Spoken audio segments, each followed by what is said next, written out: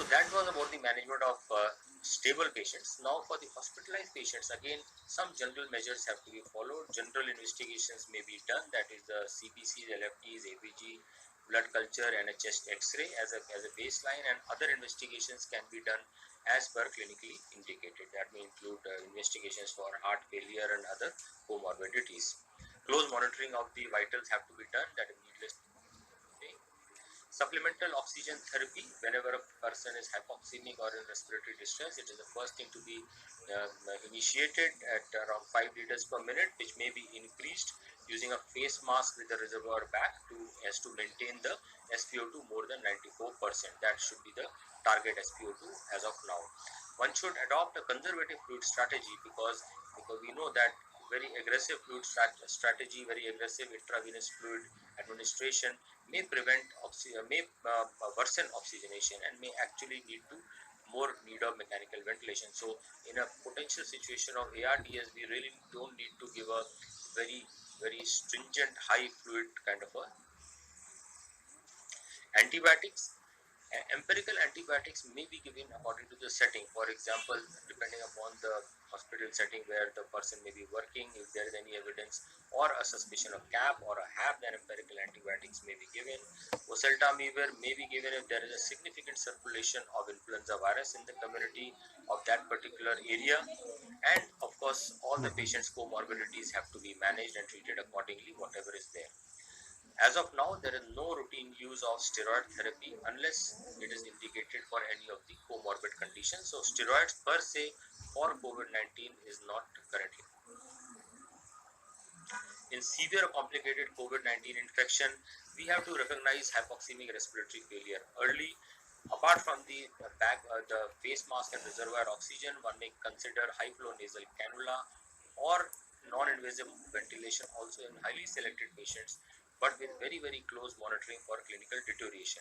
NIV usually is not really recommended because it is an aerosol generating procedure, so one really does not want to place the health workers and the surrounding environment also at risk.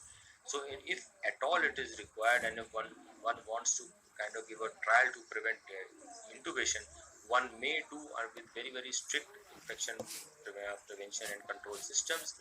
But we should remember that NIV should not lead to a delay of intubation if the person develops ARDS. So one should not actually cause increased mortality because of that.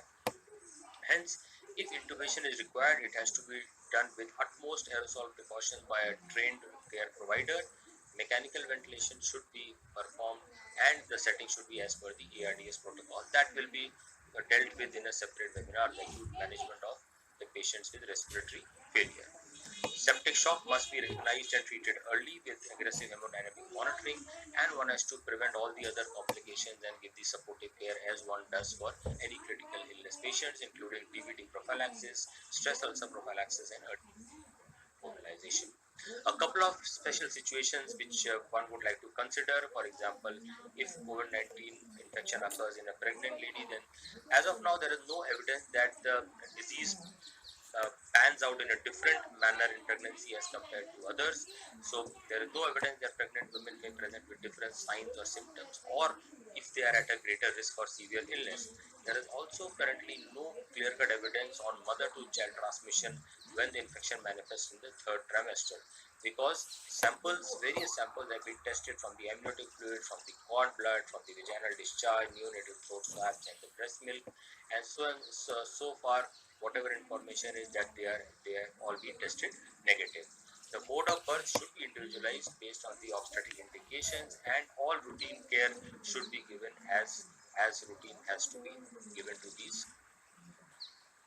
Later, caring for the infants and the mothers, the infection prevention control, and during the breastfeeding, the infants who are born to mothers who have suspected or confirmed COVID infection should be fed according to the standard feeding guidelines with necessary precautions for prevention of the infection from mother to child. Respiratory hygiene during feeding should be adopted. Use of a medical mask should be adopted. A good hand hygiene, needless to say, should be also adopted before and after contact with the child. And precautions should be taken to clean and disinfect the surfaces in which the symptomatic mother has come in contact